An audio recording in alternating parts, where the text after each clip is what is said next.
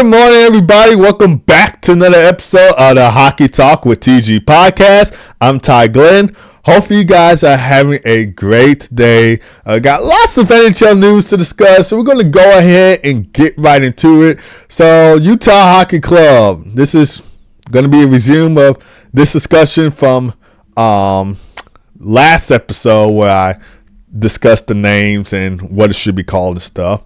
So, of course, Utah Hockey Club, they cannot use Utah Yeti due to the copyright reasons. And I actually looked this up, and there's actually a brand called a Yeti Cooler. And that was why they couldn't use the name, because of that brand. So that's why the Yeti is out. They also took out Wasatch. Like I said, I had to look that up to see what it meant, because I had no idea what a Wasatch is. But when I looked it up, it said it was a mountain range in Utah. But that is out, and so they went with Utah Hockey Club, the current name, Utah Mammoth, and Utah Outlaws. They also released the logos for the names, like if it were to be called that. So they also released the logos for that. And if you take a look at the logos, I know you guys can't see it, but if you did look at the logos, it seems like logos that you would make in Shell. Like, that's what it looks like. It looks like Shell logos, like if you were trying to create your own custom team, try and draft your own team in franchise mode. That's what these logos look like. I'm just going to be really honest. That's what these logos look like. But despite that, they're not really that bad. They're not really that bad logos, really. And if you listen to my last episode where I talked about this, I said that Utah Mammoth will be a great name, because Utah Hockey Club sounds like a name that you would use for a middle school or high school team and possibly a college team. So it doesn't seem like a great name for a professional team. So, and I know that the fans will be able to vote for the permanent name before the 2025-2026 season starts. But I hope they don't vote for Utah Hockey Club, because that sounds like so stupid. An NHL team to be named Utah Hockey Club. But looking at the logo for that, if they were to be called Utah Hockey Club, it's just a mountain logo. It's got like a Yeti kind of face, but it's really like a mountain. It's kind of logo with a Yeti face, so that's what the logo looks like if it were to stay Utah Hockey Club. Taking a look at Utah Mammoth, I really do like the name. I wish they could have gone with Utah Yeti or Utah Blizzards, to be honest, because all three of these team names are terrible. But if I had to choose between three of these, I would say Utah Mammoth. Taking a look at that, it's not a bad logo either. It's what are those animals called on Ice Age? Like, if you guys seen the Ice Age movies, oh yeah, Mammoth, of course, Mammoth. I don't know what I was thinking there, but yeah, Utah Mammoth. Their logo is not that bad. I really do like their logo. It looks like the Ice Age characters in the movie. If you guys seen the movie Ice Age, it looks like that. So their logo, it's not bad either. I really do love their logo. They have a great logo. For Utah Outlaws, if you take a look at their logo,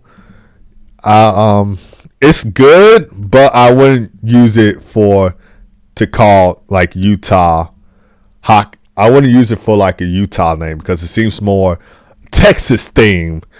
It seems like a team that you would call, like, if there was a hockey team, or if they're going to make a new hockey team in Texas or Nashville, you could use Outlaws. So if they were trying to make a new hockey team in like San Antonio, they would be called the San Antonio Outlaws. That seems more like Texas country themist name.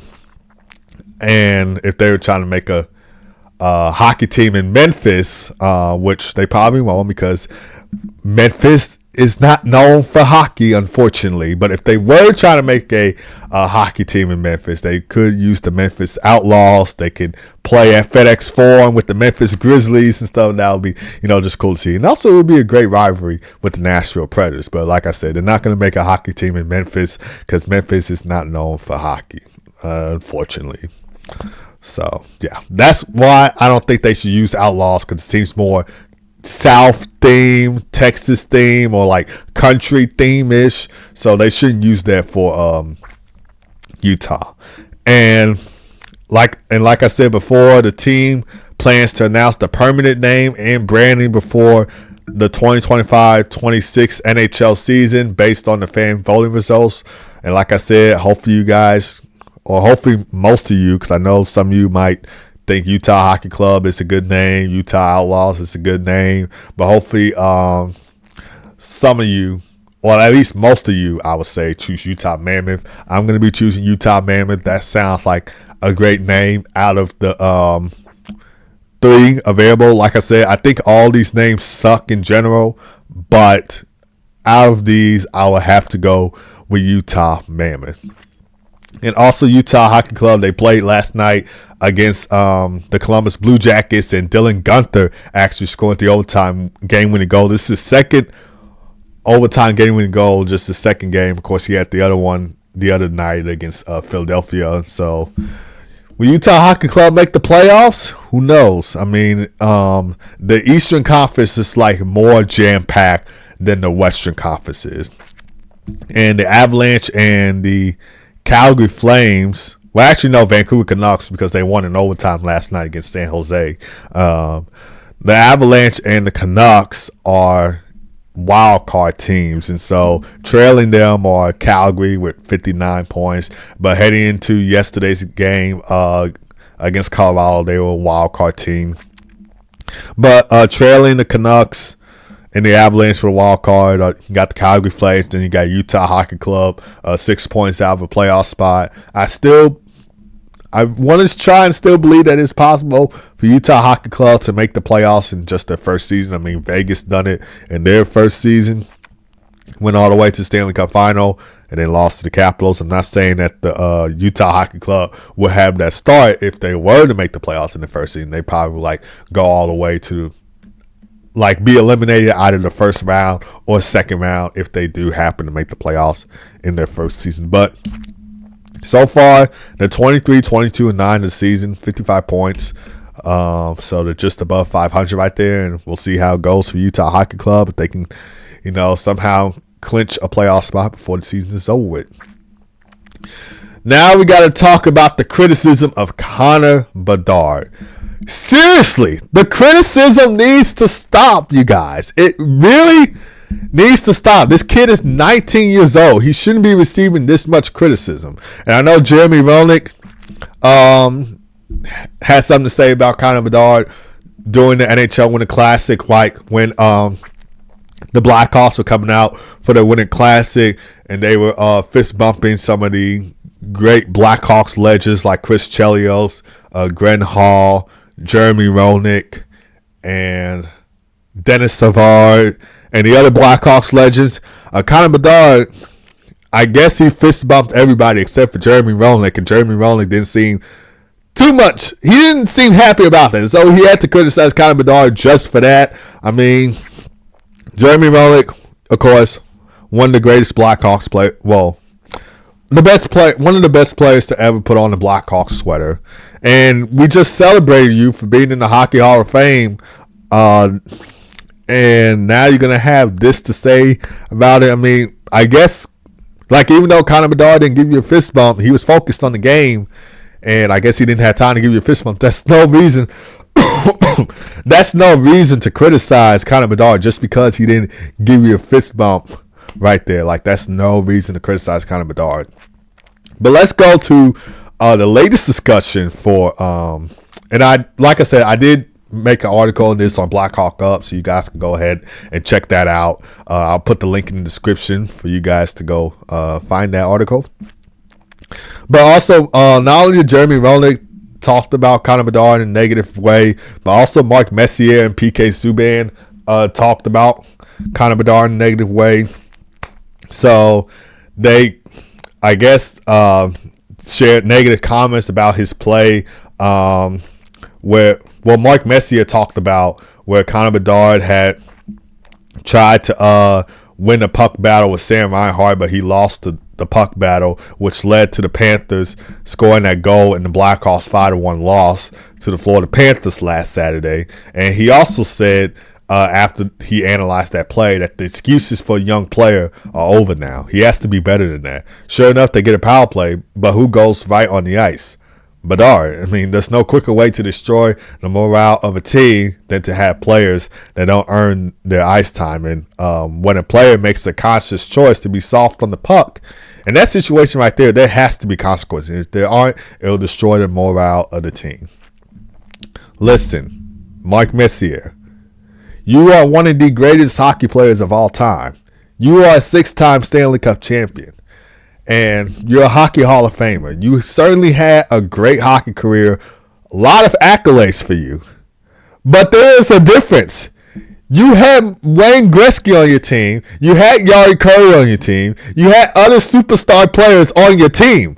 Connor Bedard does not have that. He does not have that. So there's no right for you to compare yourself or at least talk down Connor Bedard in such a bad way when he's on a rebuilding, struggling Blackhawks team with no help offensively or defensively.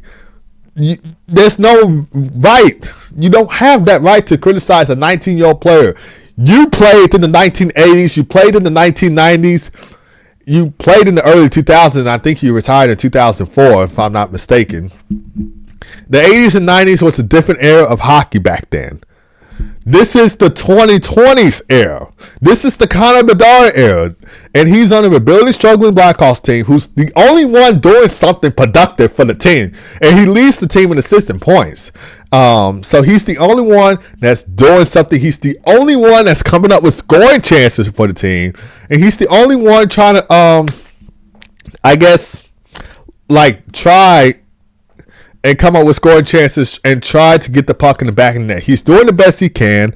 And I think it's just wrong for you to criticize a 19-year-old player in Connor Bedard when he's doing the best he can. He's doing what he needs to do to contribute offensively.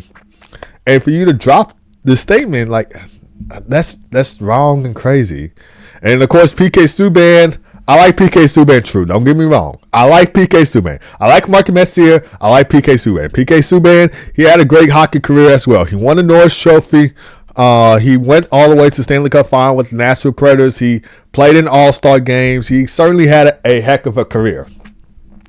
But I think what he said, like comparing him to Connor McDavid, Sidney Crosby, Nathan McKinnon, even comparing on John Tortorella's coaching style, Matej Mitchkov to Anders Sorensen's coaching style, Connor Bedard. Well, here's the thing. Anders Sorensen, like you said, he's a rookie head coach. He's never coached in the NHL level before. But I don't think you should be comparing him to like Sidney Crosby, Connor McDavid, Nathan McKinnon. That was a different time and age for those players. And at least at that time, like correct me if I'm wrong, they weren't on a rebuilding team, a rebuilding, struggling team at the time, like Connor Bedard is. But correct me if I'm wrong. And so I don't think that you should be comparing Connor Bedard. Well, he is a generational talent. Let's start with that. He's a generational talent. He's the face of the Blackhawks franchise. And he's going to be the cornerstone for this rebuild. But when Sidney Crosby came into the league, that was a different time. When Connor McDavid came into the league, different time. Nathan McKinnon came into the league, different time.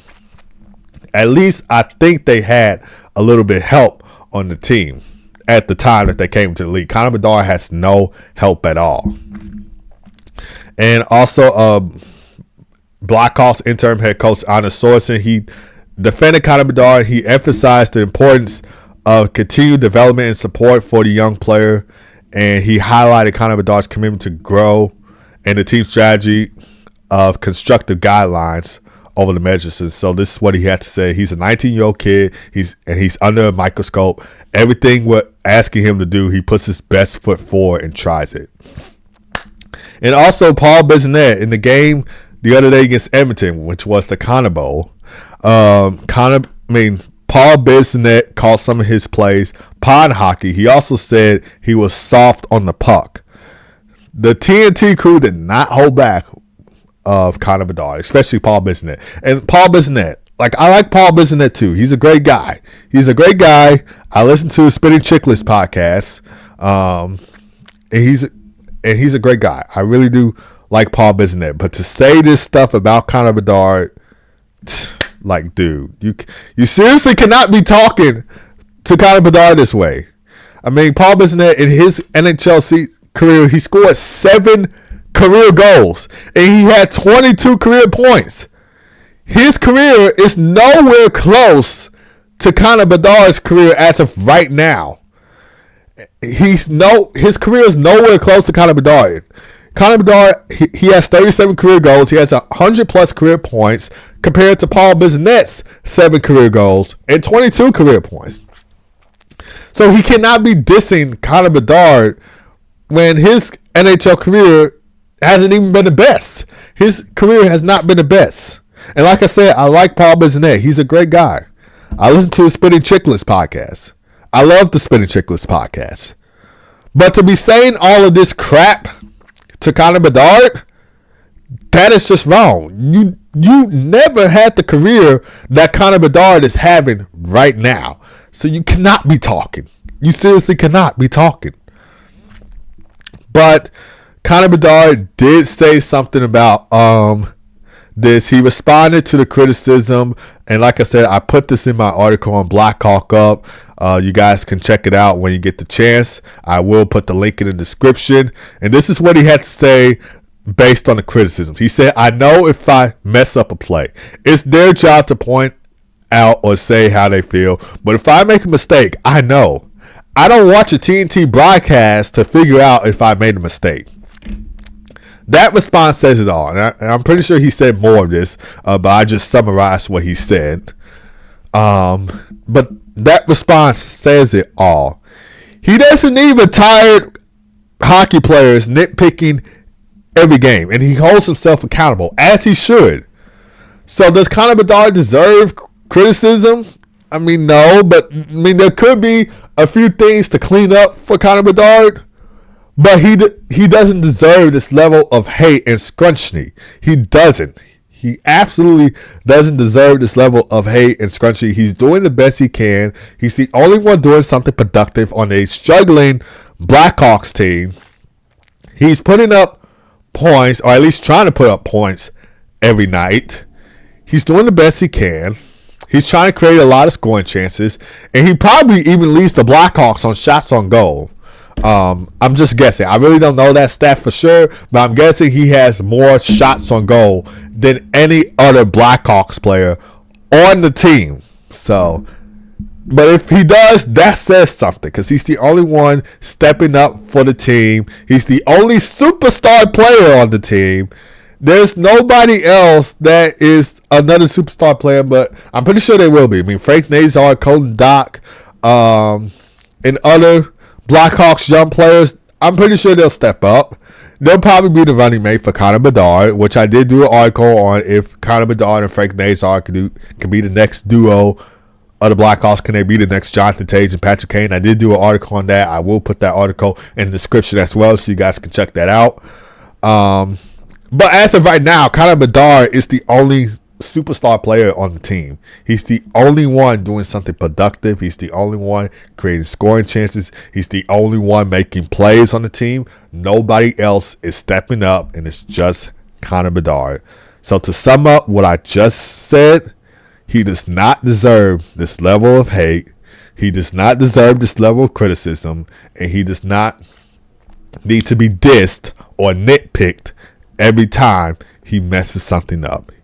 He told you guys about that. He holds himself accountable, and he doesn't need anybody trying to tell him, "Oh, you messed this up. You need to fix your game. Oh, you messed this up. You need to fix your game." Like every single play, of course you're going to mess up. Every hockey player messes up. I messed up because I played hockey before. I still do. And I cannot tell you guys, the games that I play in hockey, I cannot tell you guys how many times I turned the puck over and it lead to a goal on the other end. I cannot tell you guys how many times I tried to make a good play because I grew up watching Sidney Crosby and Patrick Kane, so I always copy my game after them. I cannot tell you guys how many times I have failed to make a good play and the rest of the stuff. So, and I hold myself accountable for that when I'm playing hockey. Like, I know if I messed up a play or if I turn the puck over, that's on me. That's not on my team. That's on me. So, so it's just like me. Like, I don't need you guys telling me what I need to do to fix my game. So that's just that. That's just to sum up the criticism for Connor Bedard. He does not deserve this level of hate. But let me know you guys' thoughts down in the comments. Do you think this level of hate is like needed? Is it necessary? But if yes, let me know. I would love to hear from you guys. But in my opinion, he does not deserve this level of hate. Like, it is just crazy. All right, moving on. So we're still staying on the Blackhawks topic. We're going to talk about Blackhawks prospect Nick Lardis. He's having the best year in the OHL, which of course OHL stands for Ontario Hockey League. And he has 49 goals and 33 assists for 82 points in 48 games played this season. I think the Brantford Bulldogs played yesterday. I'm not 100% sure, but I wrote all these notes down before the game yesterday. So, yeah. But he had 49 goals, 33 assists for 82 points in 48 games played. He scored 4 goals in one of his games against the Sudbury Wolves, one of them being the game winner, and the Bulldogs won 9-3 in that game. And he ranks second in the OHL in points. Of course, the first one is Michael Misa, which the Blackhawks could possibly draft him this year. I know that most fans, including myself, are thinking they might go after James Higgins, which they should. But they probably might have somebody else in mind, like Michael Misa, but we'll just have to see. And Nick Lardis is first in goal scoring. Of course, second is Michael Misa with 42 goals. 9 game-winning goals for Nick Lardis. Michael Misa is behind him with 7. And you guys may know I'm saying Michael Misa a lot. And that's because the Blackhawks could possibly draft him in the 2025 NHL draft when the draft comes up, depending on where they land in the lottery. Because I know you got the Sharks, you got the Ducks, you got the Blackhawks. Any team could pick James Higgins. So the Blackhawks, I don't know if they're going to be choosing James Higgins by the time that draft lottery comes around. So that's why I said the Blackhawks could possibly, if they don't get James Higgins, they can get somebody like Michael Misa. And fun fact, Nick Lardis actually leads the OHL in shots on goal, which demonstrates his offensive drive and his ability to generate scoring opportunities. And in his Blackhawks draft year, which he got drafted in the 2023 NHL draft, he has 65 points in 69 games played, 37 goals, 28 assists for 65 points, 69 games played during his draft year. So this was during the 2022-23 season with the Petersburg Pets and the Hamilton Bulldogs. And since then, he has shown significant development. So he's certainly putting up big numbers since his draft year. He was also on Team Canada's World Junior team in the 2023 World Juniors, where he had 4 points, all of them being goals, by the way, in 7 games. And he's currently signed to a 3-year entry-level contract with the Blackhawks right now. And we could see Nick Lardis in the Blackhawks lineup at the start of the 2025-26 NHL season. But we're not sure. Maybe he still wants to play in the OHL, but I think he's ready to take the next big stage as of now. When the OHL season comes to the end, he should be on the Blackhawks roster by next season. But let me know you guys' thoughts on that. I always like to hear from you, whether you agree or disagree with me. I don't want to just be the only one talking and giving you guys a lot of facts and statistics and other stuff and other in-depth analysis. If you guys disagree with some of the stuff I said, some of my opinions I said, let me know. If you agree with it, let me know. I always like to hear from you guys, whether you agree or disagree with anything that I say on here. All right, so moving on now. So could Dylan Cousins be on the move at the trade deadline. We have seen blockbuster trades in the NHL already, like Taylor Hall, Mikko Rantanen going to the Hurricanes, Marty Necas going to the Colorado Avalanche. We've seen JT Miller going back to the New York Rangers. Of course, he played for the Rangers before.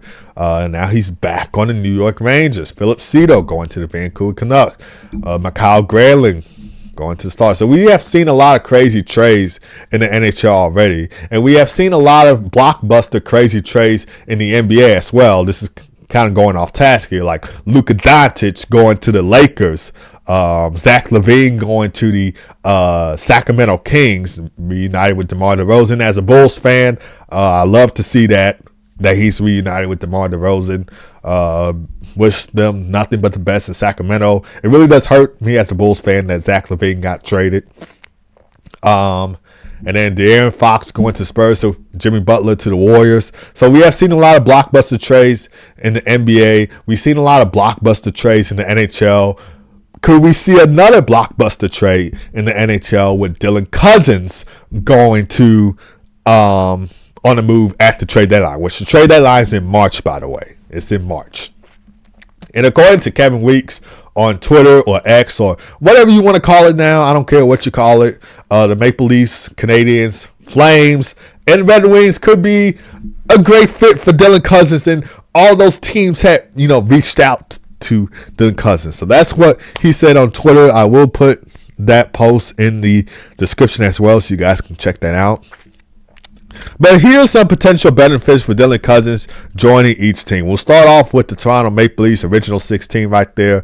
And joining a high-powered offensive team led by stars like Austin Matthews and Mitch Marner could provide Cousins with a few opportunities to contribute and elevate his game. And the Maple Leafs, they're a playoff team. They're a playoff contender. But we all know they get bounced out of the first round every year. But I think in 2023, they broke that first round curse, and they went to the second round, and they got eliminated by the Florida Panthers that year.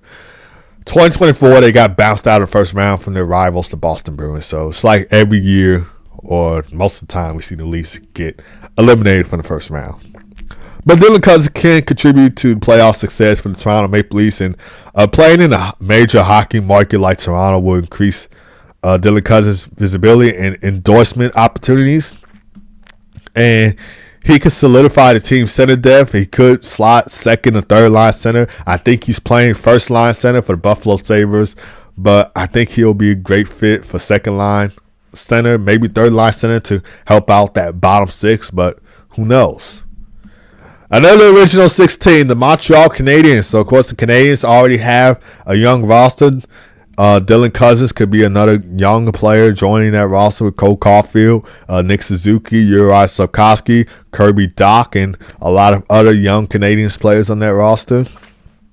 And Montreal, they have a passionate fan base. I mean, they're one of the best historic franchises in this game. They have a lot of history, and this will be great for Dylan Cousins playing for the Canadiens, which, like I said, they have a lot of history. They have the most Stanley Cup wins in the NHL. Their last Stanley Cup win was in 1993 against the LA Kings, and Wayne Gretzky was on the team at the time. And playing in a city that speaks both French and English, so bilingual city right there, offers a unique cultural experience that could enrich Dylan Cousins personally and professionally. All right, another original 16 in the Detroit Red Wings. So the Red Wings are currently in the playoff spot and are trying to make the playoffs for the first time since 2016, which, of course, the Joe Louis Arena was still around then. And Dylan Cousins could play a pivotal role in the team's resurgence. And he may have a chance to play first-line center or second-line center maybe, because, of course, Dylan Larkin's most likely going to be playing first-line center, even if they added Dylan Cousins. So, I mean, he could play second-line center, but who knows? And joining, I guess, a mix of young veteran Red Wings team, because, of course, you got veterans like Patrick Kane on the team. Then you got young players like Moritz Seider on the team. And that could lead to long-term chemistry and success for Dylan Cousins. And, of course, Detroit is well known for hockey. The Red Wings have a lot of history as well. And as a Blackhawks fan, I really do like watching Patrick Kane and Alistair Brinkett on the Red Wings. Hopefully they can make the playoffs, because last season they were so close, but they missed out. But it's certainly having a great run under Todd McCullough nonetheless. And last but not least, the Calgary Flames. The Calgary Flames, so of course, Dylan Cousins is from White House, Yukon, and a move and being with the Calgary Flames keep Dylan Cousins closer to home. And the Flames they already made some big time trades, adding Morgan Frost and Joe Farabee, and they're looking to bolster the center depth, and Dylan Cousins could provide that significant role. And joining a team with a mix of veterans and young players could create a balanced environment for success. Of course, the Flames they were in the playoff spot heading into yesterday's game against the Avalanche, which was a 4-2 loss for them. And they're looking to get back into a playoff spot right there. And Dylan Cousins could be a key figure for them. He could play a pivotal role in the success towards the playoffs, but we'll just have to see. But let me know you guys' thoughts on that. Do you want to see Dylan Cousins on one of these teams? I know yesterday I listened to the Daily Faceoff Breakdown podcast with Frank Farley. Hopefully I pronounced that last name right. And they were talking, and he and the other guy, I'm forgetting his name, but I listen to the podcast like all the time, at least most of the time. I'm forgetting the other guy's name. I think it's Tyler, but I'm forgetting his last name. And they were talking about how the Winnipeg Jets could be a great fit for Dylan Cousins as well, which, of course, the Jets are another playoff contender team in the West. So you could see Dylan Cousins go to the Jets. But let me know you guys' thoughts on it. Do you want to see Dylan Cousins on one of these teams? If yes, why do you want to see Dylan Cousins on one of these teams? Why do you think he'll be a great part for those teams? Do you agree with some of the stuff I said? Do you disagree with some of the stuff I said? Let me know in the comments down below. All right, NHL games on the slate for today. So there's only 5 games on the slate. Got the Pittsburgh Penguins taking on the New York Rangers at Madison Square Garden at 6 o'clock p.m. Central Time.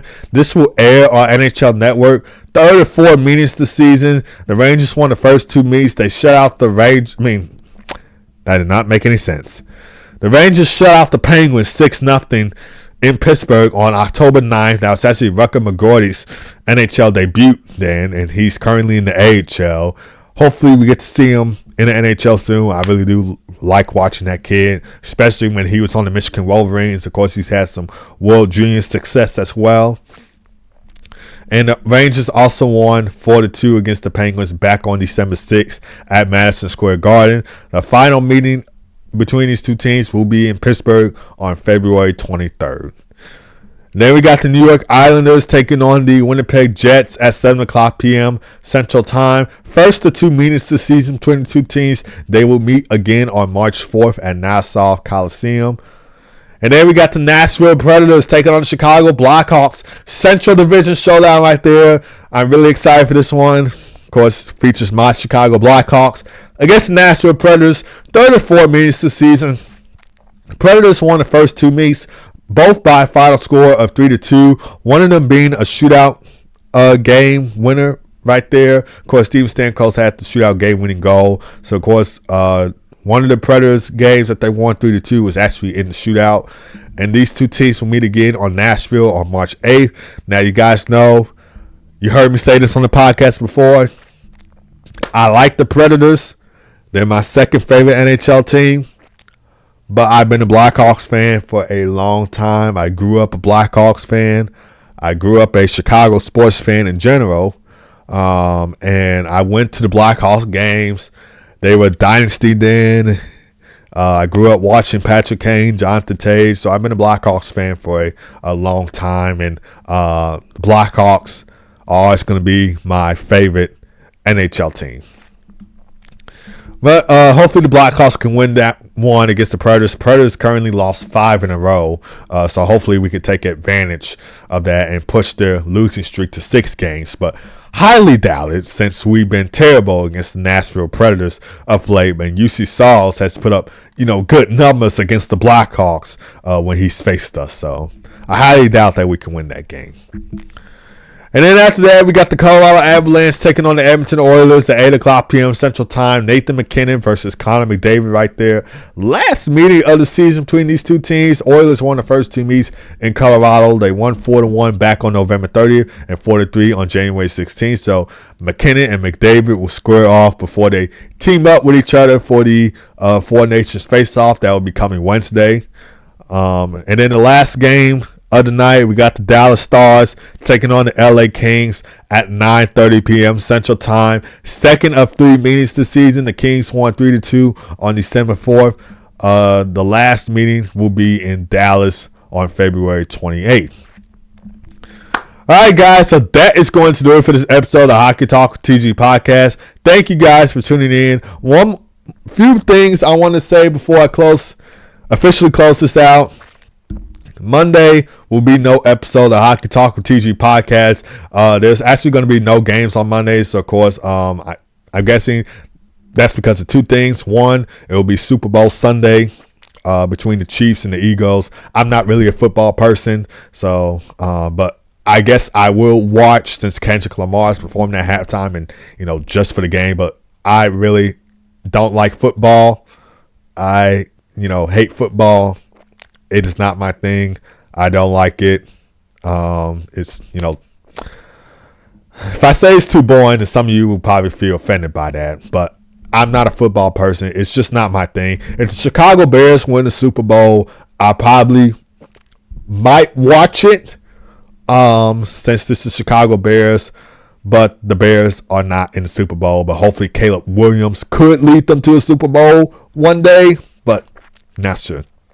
So that's one reason why I think there's going to be no NHL games on Monday. Another reason is you got the Four Nations face-offs coming up on Wednesday, and I know teams are trying to, get ready for that. There's also no NHL games on Tuesday as well. So yeah, there'll be no episode of the Hockey Talk TG podcast on Monday because of those two things. Super Bowl Sunday, and then you got the Four Nations face-off coming up on Wednesday.